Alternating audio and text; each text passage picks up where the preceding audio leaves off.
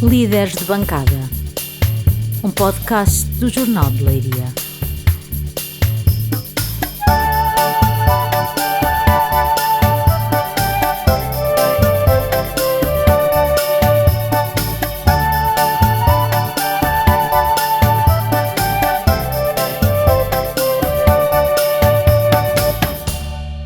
Bem-vindos a mais uma nova edição do Líderes de Bancada, o podcast do Jornal de Leiria, que junta o Fábio Bernardino e o Raul Testa, deputados do PSD e do PS na Assembleia Municipal e, acima de tudo, cidadãos como os próprios se gostam de apresentar.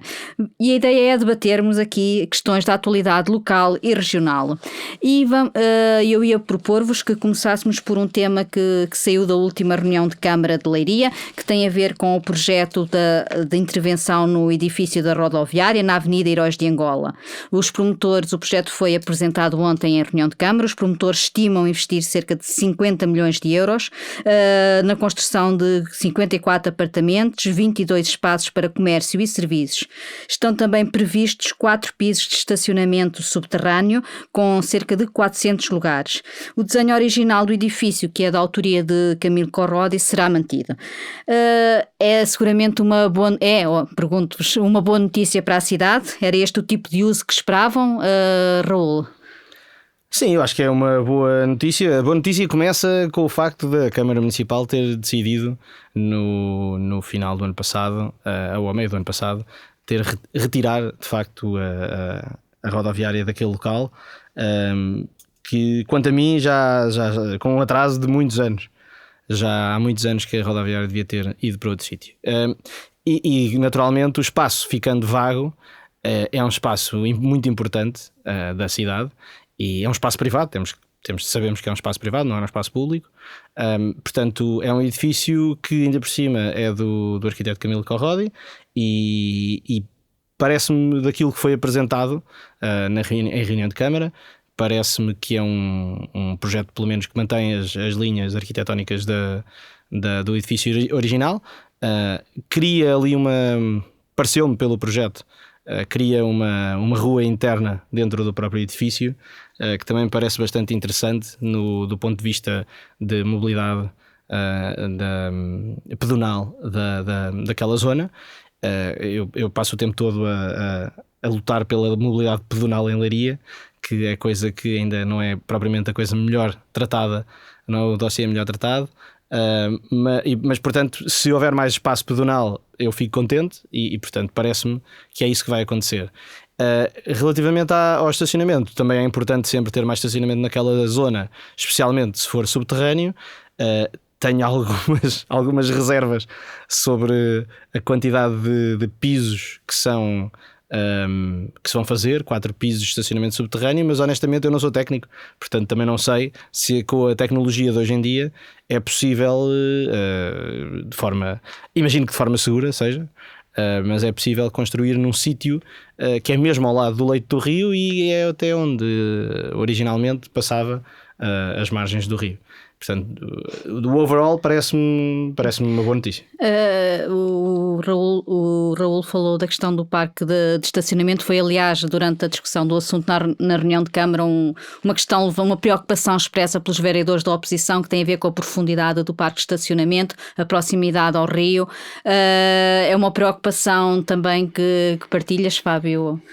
Sim, em primeiro lugar queria começar por dizer que realmente é uma ótima notícia nós termos ali uma solução, ainda por cima parece-me com uma boa solução, quer em termos arquitetónicos, quer em termos até da maneira como usam espaço para aquela zona, que é uma zona nobre da cidade de Leiria, uma zona central e que estava um bocado maltratada ali pela rodoviária, não é? Que já há muito que era a porta de entrada de Leiria e que carecia ali de algum carinho, digamos assim. E, portanto, é uma excelente notícia nós termos finalmente um projeto para aquela zona. Ainda por cima parece-me um bom projeto que propõe aqui uma solução muito interessante, que é ter uma rua até interna ali com alguns espaços comerciais e não só. E, portanto, eu acho que isso é de salientar. Relativamente às preocupações do estacionamento, também é algo que é necessário em Leiria, mas ainda assim também partilho das mesmas preocupações, quer da oposição, quer agora aqui do meu colega de painel. nós já temos uma experiência em Leiria de um parque de estacionamento que também não correu muito bem, que também foi feito na parte do antigo leite do Rio Lis, e portanto eu espero que essa questão seja acautelada nestes 4 pisos de estacionamento, porque realmente nós precisamos desta solução. A questão, depois vamos ter ali uma Heróis de Angola e ainda não há prazos para a conclusão da obra. O promotor estima que possa iniciar as obras no início de 2025, numa perspectiva de termos depois aquele edifício recuperado. Falta depois uma intervenção de fundo na Heróis de Angola, que é, digamos assim, o coração da cidade, que é isso, não é, Fábio? Sim, mas este executivo optou, aliás, isso até gerou muita polémica quando este novo executivo tomou posse, optou por não fazer essa intervenção de fundo, utilizando esse dinheiro para outro tipo de obras, e portanto foi uma opção política clara, não é? Aliás, até muito contestada pelo anterior presidente da Câmara Municipal, e portanto não me parece que pelo menos até ao fim deste mandato haja a possibilidade de fazer essa reestruturação, mas seria uma boa altura, porque assim as obras acabariam por ser feitas todas ao mesmo tempo, e depois poderíamos usar a avenida de outra forma no futuro. Até porque a avenida terá também alguns problemas de infraestruturas, é conhecido, é público. Foi precisamente os vereadores da oposição falaram também da preocupação de até que ponto as infraestruturas respondem àquele novo empreendimento. É também uma oportunidade, ou a Câmara deve pensar de facto em avançar com uma intervenção de fundo naquela avenida? Para mim, sim, Raul. Sim, eu considero que de facto pode estar na altura, sim, de fazer a tão falada intervenção estrutural na rua. A verdade é que se vai seguindo aquilo que eu vou dizendo, eu há muito tempo que defendo que a zona central da cidade deve ter uma restrição muito maior a carros, e deve ser predominantemente pedonal. Aquela zona incluída, há quem diga que isto não faz sentido, eu compreendo perfeitamente, eu acredito que faz. Acho que o centro da cidade não deve ser uma artéria de distribuição de trânsito. Portanto, acho que quem está na zona da Guimarota e quer ir para a zona da Gândara não deve ver o centro da cidade como uma alternativa, e neste momento vê porque é possível. Todos nós os usamos. Porque também não há muito mais. Porque é possível, não há muito mais, mas quer dizer, se não houver aquela, as pessoas vão por outros sítios. Naturalmente, tem que se acautelar esses sítios e garantir que depois esses sítios não têm constrangimentos gigantes de trânsito, que coisa que já quase todos os sítios têm, não é? A questão aqui é garantirmos que, de facto, quando essas obras estiverem a decorrer, quer dizer, nós ainda há pouco tempo provámos com as obras que houve, provou-se que o centro de Leiria é possível funcionar na mesma, mesmo tendo a Avenida Heróis de Angola com dois sentidos, coisa que não se deseja de todo, mas é possível funcionar. A Capitão Mouzinho de Albuquerque teve mais de um ano interdita ao trânsito, ainda há pouco tempo. E ninguém morreu por causa disso. E portanto eu acho que devemos de facto fazer experiências, e se em alguns momentos em alguns eventos é possível fechar o trânsito no centro da cidade, eu não entendo porque é que não é possível fechar, por exemplo, todos os sábados, todos os domingos, todos os fins de semana, pelo menos. Tentou-se isso na Rua Direita e nem aí se conseguiu, não é? A rua continua com trânsito e continua a ser... A questão aqui, Anabela, é a forma como nós olhamos para o que é uma proibição. Uma proibição não é simplesmente dizer às pessoas não vão. Uma proibição é não deixar que as pessoas vão. É diferente. É como, por exemplo, quando falamos de sítios, como ainda há pouco tempo falei na Assembleia Municipal, sítios em que há carros em excesso de velocidade em sítios residenciais. Não é propriamente a pintar as passadeiras ou a colocar a tinta vermelha antes das passadeiras que nós impedimos quem quer cometer uma ilegalidade de a cometer. Nós, com essas medidas, naturalmente garantimos que quem quer cumprir a lei cumpre melhor, porque vê melhor as passadeiras, esse tipo de coisas. Neste caso da Rua Direita é igual. quem quer incumprir vai passar lá na mesma porque é possível. Porque se calhar, a partir do dia em que estiverem lá postos na entrada e que só os moradores é que tenham acesso e consigam baixar e subir os postos, que não me parece uma tecnologia assim tão avançada quanto já isso. utilizada em muitas cidades. Já utilizada em muitas cidades, é verdade. A partir desse dia mais ninguém vai passar, não é? Quer dizer, não é possível. Portanto, não é só pôr um sinal a dizer que o trânsito é proibido que as pessoas deixam de passar. É isto, é só isto. Também concordas com o Raul quando ele diz, e estamos a fugir aqui um bocadinho ao tema, mas acho que quando ele diz que faltam zonas pedonais, ou que há poucas zonas pedonais, ou que podia haver mais zonas pedonais na cidade, também é essa a opinião que tens, Fábio? Não me choca que haja zonas inteiramente pedonais, e principalmente ali no centro. Eu acho é que primeiro temos que criar alternativas para conseguir escoar o trânsito e só depois então podemos começar a pensar nestas soluções. Aqui a minha diferença é mais nisto, não propriamente, não me choca é que aquela zona ali seja toda pedonal, até porque, como já foi dito, em vários eventos ela acaba por estar fechada e não é nada que digamos assim, que choque muitas pessoas. Aliás, eu acho que elas até agradecem por poder usufruir ali daquele espaço, principalmente ali à volta do jardim, nestes eventos. Eu acho é que, em primeiro lugar, tem que se criar alternativas para escoar o trânsito, que é uma coisa que realmente não está pensada, e esta parte da mobilidade não está minimamente pensada por este Executivo, e só depois então podermos partir para este tipo de soluções. Obviamente haveremos de voltar ao tema da mobilidade, que é de facto um tema que diz muito às pessoas e a quem... E a nós também. E aos nossos comentadores de serviço. E agora lançar outro tema que tem a ver também com uma questão que também diz muito aos cidadãos, que tem a ver com a questão da saúde. Os dados do Plano de Emergência e Transformação da Saúde apresentado pelo Governo indicavam a existência de cerca de 1,7 milhões de pessoas sem médico de família em Portugal, e apontava este plano Leiria como uma das zonas mais carenciadas a este nível. Nos 8 concelhos que fazem parte da Unidade Local de Saúde existem cerca de 100 mil utentes nesta condição. Como é que olham para o problema? Os municípios têm tentado de alguma forma minimizar esta questão com medidas como Bata Branca, como os planos de saúde. Cabe aos municípios avançar com este tipo de soluções ou... Fábio, o que é que pensas sobre este assunto? Bom, em primeiro lugar, dizer que o Estado a que chegou o Serviço Nacional de Saúde deve-se muito a estes 8 anos de governação do Partido Socialista. O Partido Socialista gosta muito de dizer que é o pai do Serviço Nacional de Saúde. Nos últimos 8 anos tratou bastante mal este serviço. Aliás, e muitas vezes, e principalmente... Foi um daqueles padrastos maus. Sim, exatamente. E principalmente a última ministra que teve aqui um cunho muito ideológico na maneira como tratou o Serviço Nacional de Saúde, aqui com a questão dos privados, que nunca, ou só em última instância, é que quis encontrar aqui soluções que utilizassem também de alguma forma as valências que o privado pode ter. Eu acho que esse foi um dos principais erros também para chegar ao estado em que chegamos. Claro que não foi só este, mas foi um dos. Dito isto, mais uma vez, tem que ser os municípios e as autarquias a tentar aqui encontrar uma solução quando o governo não consegue. Eu não acho que esta questão dos médicos deva ser uma coisa tratada pelas autarquias, porque senão estamos a desvirtuar o que é o Sistema Nacional de Saúde, não é? Não me parece que tenha que ser as câmaras a ter que estar aqui a encontrar soluções para contratar médicos.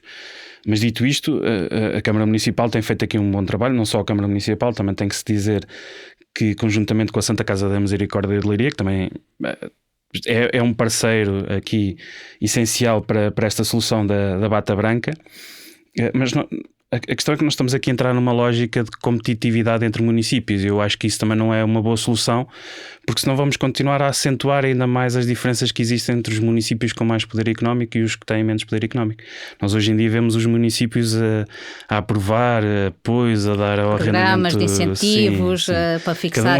Exato, cada um tenta apoiar o mais possível para conseguir atrair médicos, mas este não deve ser o objetivo das câmaras, nem deve ser este o objetivo do Sistema Nacional de Saúde.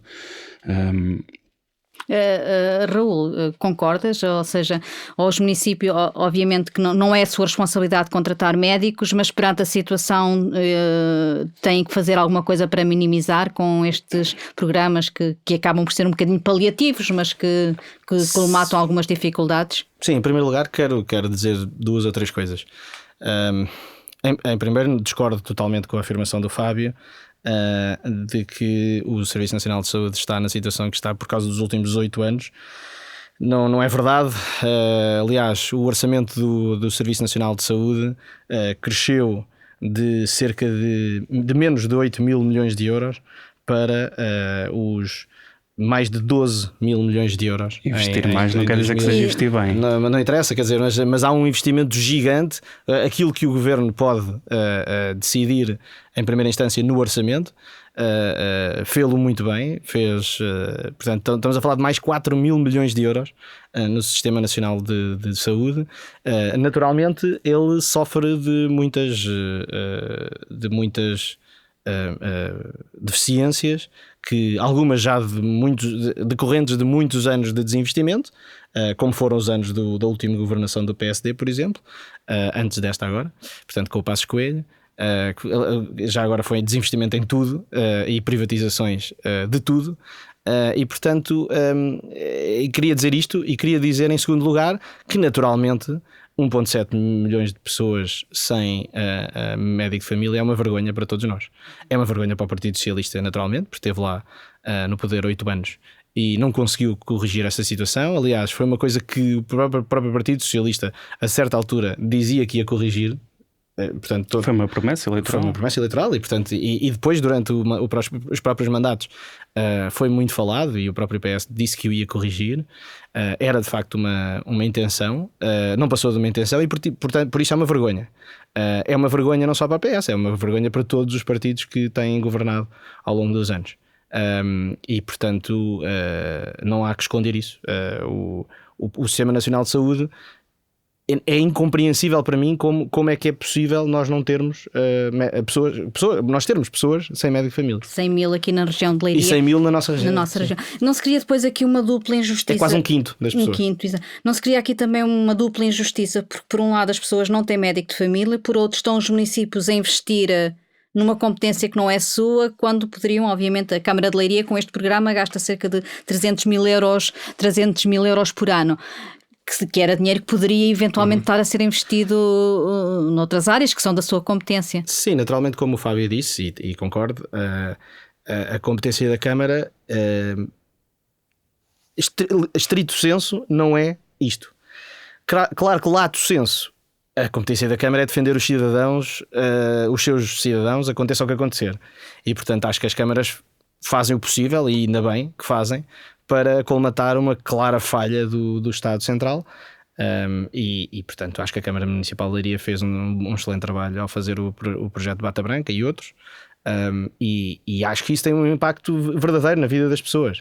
E, portanto, quer dizer, infelizmente foi necessário que as câmaras tivessem que tomar essa ação, porque de facto as câmaras têm mais sítios relevantes, como as suas competências próprias, para utilizar o seu dinheiro e o dinheiro dos municípios, naturalmente.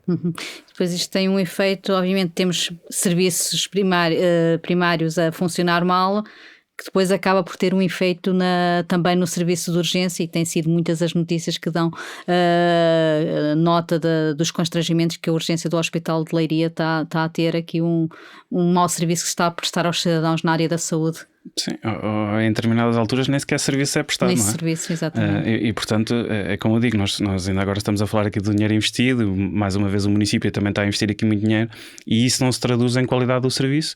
E, portanto, claramente que o Sistema Nacional de Saúde tem que sofrer aqui uma grande reforma, e a própria maneira como todo o sistema está construído, como é feita a contratação, como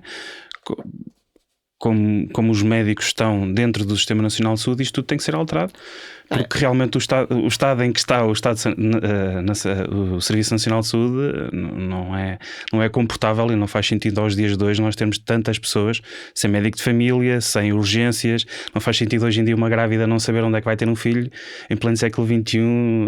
Quer dizer, isto não sabemos se vai ter o filho a 10 km, a 100 km ou a 150 km de casa. Quer dizer, isto não pode acontecer, e portanto tem que haver aqui uma reforma, e eu acho que os privados também podem ser uma ajuda nesta questão. E como no passado já houve essa interajuda entre o privado e o público, eu acho que tem que se apostar nisso também. E há aqui uma questão interessante, que é, eu acho que é importante, e eu ouço pouco falar disto, se calhar porque as pessoas têm medo de falar da ordem dos médicos, não sei, eu não tenho, mas e portanto, porque é que ninguém fala no garrote que a Ordem dos Médicos aplicou ao nosso país, influenciando, naturalmente, a culpa não é da Ordem dos Médicos, a culpa é dos governos que nos governaram, mas que deixaram que a Ordem dos Médicos influenciasse de forma decisiva a abertura de vagas nas universidades públicas para médicos. E a verdade é que nós durante muitos anos produzimos, salvo a expressão, mas produzimos médicos a menos para a quantidade que eram necessários. E portanto agora temos esta situação em que temos os nossos médicos no Serviço Nacional de Saúde esgotados, porque não conseguem fazer mais horas, mas depois por outro lado gastamos, não vou dizer a maior parte porque não tenho certeza que seja a maior parte, mas boa parte do orçamento do Serviço Nacional de Saúde a contratar médicos tarefeiros, e médicos tarefeiros que ganham bastante, ou seja, isto parece-me, a única solução parece-me a mim, que não sou da área, mas parece-me que a única solução é formarmos mais médicos. Quanto mais médicos tivermos, menos problemas vamos ter nesse sentido, porque o dinheiro está cá. O que falta são pessoas. Este ano vai haver inclusive mais vagas para medicina, mas ainda um dia deste ouvia o diretor da Faculdade de Medicina da Universidade de Coimbra em entrevista à Antena 1 dizer que de facto não temos falta de médicos, que continuamos a não ter falta de médicos, ou seja, que é um problema da organização. Por mais médicos que tenhamos, se não houver uma reforma na organização do sistema, vamos continuar a ter estes problemas. Antes dizia-se que o problema era o investimento e que o problema era haver pouco investimento. Agora há muito investimento e o problema afinal é da organização. Enfim. Haveremos também provavelmente de voltar a este tema. Queria só retomar um assunto que falámos aqui numa das últimas edições em relação à Valor Lis, porque houve agora uns desenvolvimentos que têm a ver com os municípios estão neste momento a reter verbas da fatura à Valor Lis, ou seja, estão a pagar o valor de 2023 e não o valor de 2024 que lhe foi imposto, como até que haja uma decisão em tribunal. Fábio, concordas com esta medida? Pelo menos um sinal de uma atuação musculada, como defenderam aqui os dois na edição em que abordámos este assunto? Sim, concordo, até porque da outra parte também não há boa fé, portanto eu acho que nós temos que ter esta atitude dentro do que é a legalidade, e parece-me que aqui tem algum enquadramento, pelo menos enquanto se aguarda a decisão do tribunal. E, portanto eu acho que sim, eu acho que é uma boa medida, e até porque do outro lado não me parece que haja aqui a mínima preocupação com os municípios, e portanto é bom que os municípios e que os executivos tenham essa atenção, e acho muito bem o que fizeram. Sim, esta medida já foi deliberada pela Câmara de Leiria, pela Câmara da Marinha, pela Câmara de Porto Mós, pelo menos quando se sabe, e a ideia é que os outros municípios avancem também para ela. É uma forma também de mostrar à outra parte que de facto que os municípios têm de defender os interesses dos cidadãos. Sim, os presidentes da Câmara e os executivos municipais são eleitos pura e exclusivamente para nos defenderem. Não há outra coisa que possamos dizer. E neste caso acho que estão a fazer o seu papel. Não há grande coisa a dizer. Parabéns, porque estão a fazer o seu papel e muitas vezes não fazem. E portanto parabéns aos municípios que estão a fazer isto. Acho que desde que isto não descambe em responsabilidades civis em que incorra a própria Câmara Municipal, parece-me adequado. Pelo que foi explicado, obviamente essa questão jurídica está acautelada, não? Eles não estão a dizer que não pagam, estão a reter verbas, claro. E quando houver uma decisão em tribunal acatam a decisão que for tomada. Passava aqui para um último tema de política. Tem a ver, o PS está neste momento em processo de eleições internas, já houve eleições para as concelhias e no final de setembro é a Federação Distrital que vai a votos. Neste momento existem já 3 candidatos a candidatos. Pergunto, Raul, estamos a falar de Paulo Clemente, que é o presidente da União de Freguesias de Marrazes e Barosa, Cláudia Avelar, que é a presidente do Movimento Federativo das Mulheres Socialistas no Distrito, e agora, mais recentemente, Teresa Coelho, que é militante socialista do PS na Nazaré. Esta proliferação de candidaturas pode significar é o reflexo de alguma divisão no partido ou pelo contrário?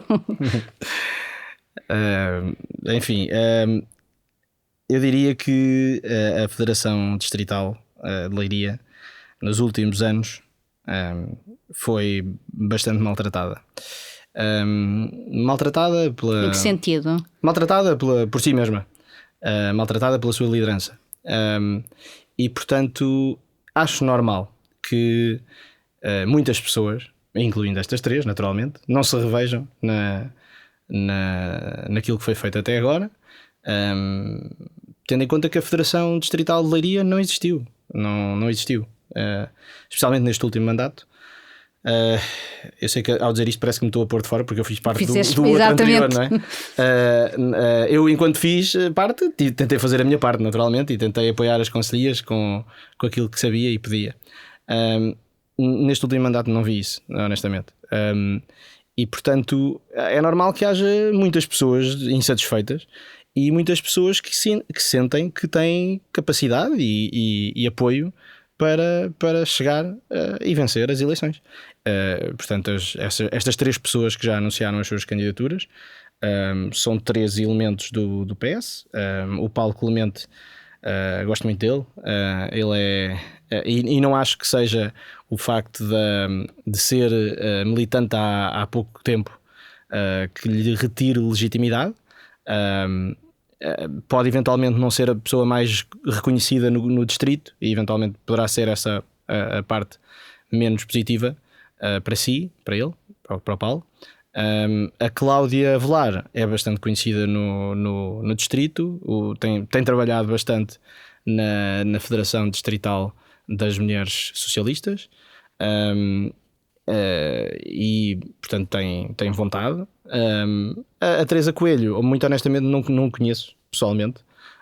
Portanto, não há assim grande coisa que eu possa dizer sobre a Teresa Coelho, tirando que foi secretária de Estado e, portanto, é uma pessoa relativamente conhecida, provavelmente mais no sul do distrito, porque é da Nazaré, do que no norte, e as eleições internas no PS e provavelmente no PSD também são muito feitas de norte e sul e centro.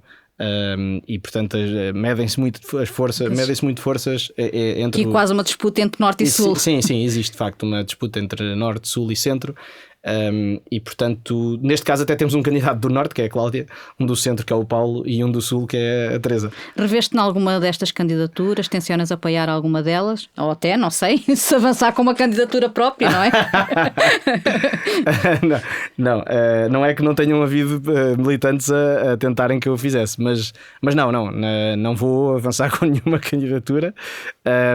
E honestamente acho que não, acho que não vou apoiar assim nenhuma candidatura em específico, pelo menos até agora. Até agora. Se há expectativa que é expectável que possa aparecer ainda mais uma candidatura ou há alguma desistência das atuais? Pois não sei. Faltam 2 meses, não é? Ainda. É possível que apareça mais alguém ou que desista alguém da candidatura, ou que se fundam 2 candidaturas, é perfeitamente normal. Eu acho que ainda aparecerá mais alguém, mas vamos ver. Vamos ver.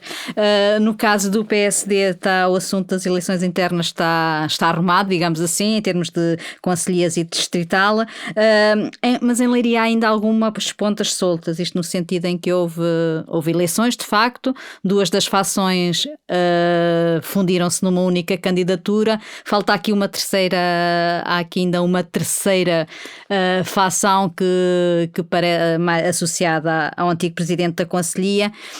Esta divergência, ou seja, da união ainda não ser plena, pode dificultar aqui um bom resultado nas próximas autárquicas, ou é mais um obstáculo? Ou... Não sei, isso vai depender sempre. Quer dizer, eu fiz parte de uma dessas fações, digamos assim, dessa lista. Da lista liderada por Nuno Santos. Sim. E portanto, da nossa parte, não haverá aqui qualquer entrave ou que seja o resultado eleitoral de Leiria, do PSD em Leiria nas próximas autárquicas, e nós estamos aqui, eu acho que posso falar em nome de todos, nós estamos aqui para ajudar o partido, independentemente de quem lá esteja, e portanto será sempre essa a nossa postura, como sempre foi no passado. Agora, esse trabalho de união tem que ser dos órgãos eleitos, e portanto espero que eles façam esse trabalho e que consigam unir aqui o PSD, porque isso é essencial para se conseguir trabalhar numas eleições autárquicas. No passado, muito da força do PSD vinha das freguesias. Neste momento há 8 candidatos, há 8 presidentes de junta que não se vão poder presidentes de junta ou de uniões de freguesias que não se vão poder recandidatar por força da lei de limitação de mandatos. É uma oportunidade para o PSD a reforçar ou recuperar o poder que teve nas freguesias? Ou pode ser? Com esta renovação necessária que o PS vai ter de fazer. Eu acho que nós temos aqui uma oportunidade de ouro para conseguir fazer isso, até porque as freguesias sempre... os próprios presidentes de junta, a maior parte deles que hoje em dia até já nem se podem candidatar, até vieram do PSD, e portanto o PSD sempre teve sempre conseguiu chegar muito próximo da população, sempre esteve muito focado naquilo que era as freguesias, e portanto eu acho que nós temos aqui uma boa oportunidade, se trabalharmos bem e se quem de direito trabalhar muito bem nestas questões, de apresentarmos aqui bons candidatos. Temos boas pessoas no PSD e nas freguesias que se podem candidatar, até que sejam independentes, e portanto eu acho que sim, eu acho que temos tudo aqui para conseguir ter um bom resultado nas próximas eleições autárquicas. Num recente jantar do PSD, o secretário-geral do partido, Hugo Soares, acusou a maioria socialista de andar aqui a tentar virar autarcas sociais-democratas para o lado dos socialistas. A ser verdade, Raul pergunta... isto é o reconhecimento de que é o PS a assumir que vai ser um processo difícil? Em primeiro lugar, ser verdade. Em primeiro lugar, tínhamos que pressupor isso. O Hugo Soares tem um longo historial de acusar o PS de fazer muitas coisas, portanto, e nem sempre são verdade. Não tenho a certeza se isso está a acontecer, espero que não. É o que posso dizer. Eu acho que as freguesias são, não é uma questão de achar, são de facto um instrumento de democracia orgânica e próxima das pessoas, muito próxima das pessoas, e portanto é mais fácil que um projeto autárquico de uma freguesia tenha menos cariz de ideologia, portanto torna-se mais fácil que haja candidatos, especialmente de partidos mais próximos do centro, como o PS e o PSD. É mais normal que haja candidatos que se revêem nos dois, especialmente os que são independentes. Há muitos candidatos independentes que se revêem nos dois partidos, naturalmente, e portanto não é que me choque aquilo que tem acontecido ao longo dos anos. Há de facto alguns candidatos que foram do PSD para o PS ao longo dos últimos 10 anos, ou 15, vá. E portanto, quer dizer, eu prefiro que os candidatos sejam da área política do PS, naturalmente, não há dúvida. Mas se manifestarem, se tiverem um projeto que seja semelhante ao projeto autárquico do PS e estiverem disponíveis para se candidatar pelo Partido Socialista, e abraçarem os ideais do mesmo, também não vejo porque é que não. Todas as pessoas são livres de mudar. Eu mudo muitas vezes de opinião, e estas pessoas, muitas delas, não é que fossem propriamente militantes do PSD. Estamos a falar, muitas vezes são puros independentes. E obviamente quando se está ao nível da freguesia, em todos os níveis, muitas vezes conta o candidato e o projeto. E lá está, eu não estou a dizer com isto que isto está de facto a acontecer, eu não sei, por isso simplesmente não sei, não faço ideia. Se calhar o Fábio saberá. Provavelmente pode ter alguma informação privilegiada. Eu não sei. Não tenho nenhuma informação privilegiada, mas em relação a esta questão da mudança de partidos, a mim pessoalmente faz-me alguma confusão. Como é que alguém consegue num dia defender determinada coisa e no dia a seguir defender outra? Porque eu, pelo menos é assim que eu vejo a política. Eu estou neste partido porque defendo ideologicamente aquilo que o partido defende. Posso gostar ou não da direção. A questão é que eu acho que eles não se sentem num partido. Não é certo, que eles estejam num partido e mudam para o outro. Mas vão com um partido. Eles vão por um partido. Eu quando estou num sítio, visto a camisola, e mas no caso dos independentes, eles sentem que sou o mesmo. É a mesma pessoa. Só agora é apoiada por este e depois amanhã é por aquilo. Mas eu não consigo interpretar assim a política, e não é essa a maneira como eu estou na política, e faz-me alguma confusão estas mudanças. Relativamente à estratégia do PS, foi uma estratégia já antiga que teve resultados. Aliás, se o PS hoje é poder, foi porque utilizou esta estratégia.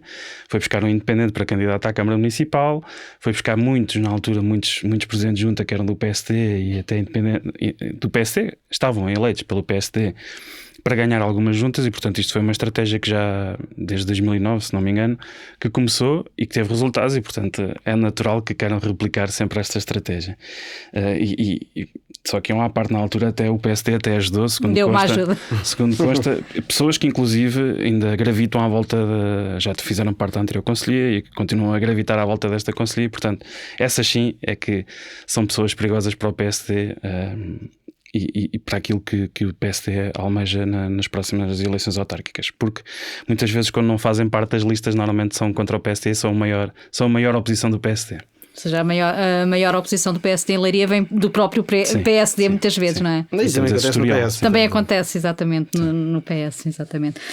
Estamos então a chegar ao fim de da terceira edição do Líderes de Bancada. Como sempre, volto a convidar os nossos comentadores a identificarem o melhor e o pior da quinzena. Começo por ti, Raul. O que é que mais positivo aconteceu agora nas últimas 2 semanas? Ok, então o melhor da quinzena para mim foi o facto do Bruno Carnido ter sido distinguido com o prémio de júri no Cisterna Film Festival. O Bruno, para além de ter criado o Leiria Film Festival, tem dado provas de ser um grande realizador, e acho que isso é muito relevante para uma área que ainda é muito embrionária na nossa terra. Queres já avançar com o negativo? Posso avançar com o negativo, sim. Para mim o negativo aconteceu ontem. O Ministério Público acusou o Presidente da Junta de Freguesia de Fátima de recebimento indevido e abuso de poder. Naturalmente é apenas uma acusação, não é um julgamento, e a pessoa em causa pode muito bem estar inocente. Aliás, é inocente até prova em contrário. Mas este tipo de suspeições sobre Presidentes de Junta, sobre Presidentes de Câmara, sobre qualquer eleito autárquico que desempenhe funções políticas, são aquilo que corrói a nossa democracia. Portanto, a mera suspeição, naturalmente, hoje em dia as suspeições são quase como se fossem julgamentos, não é? Infelizmente, mas é de facto isso que retira o prestígio da política. Fábio, vamos então ao melhor da quinzena, na tua opinião? O melhor da quinzena para mim foi realmente a aprovação do projeto aqui para a rodoviária de Leiria, embora seja só um projeto, mas acho que é muito importante nós termos uma luz ao fundo do túnel para esta zona. E o pior para mim foi o fecho de mais um órgão de comunicação aqui da região, neste caso aqui 94 FM, que ficamos órfãos de rádios aqui de Leiria, e realmente era uma rádio que eu gostava bastante. E era a única que ainda tocava, a única que ainda tocava. Avancemos então para as sugestões. Raul, que sugestão nos deixas? Sugestão, tenho que deixar o Bodo em Pombal, que começa dia 25 de julho. E tem um bom cartaz, do qual eu provavelmente só aprecio o Rui Veloso, mas que é eclético e tende a agradar a todos os públicos. Eu escolho o Bodo também porque, se não o fizer, metade da minha família, que é pombalense, deixa de me falar, portanto tenho mesmo que o escolher. E tu, Fábio, que sugestão nos deixas? Visitar a nossa Praia do Pedrógão tem uma série de atividades a decorrer ao longo do verão, e eu acho muito interessante, e é sempre uma boa forma de aproveitar o calor que sentimos agora. Exato. Fechamos então este episódio do podcast. Vamos, entretanto, fazer uma pausa para férias durante o mês de agosto. Voltaremos em setembro. Recordo que o som deste episódio está disponível no site do Jornal de Leiria, no Spotify. O resumo da conversa pode ser lido na edição impressa da próxima semana do Jornal de Leiria. Voltaremos então em setembro para mais uma conversa e um debate sobre a atualidade local e regional. Boas férias.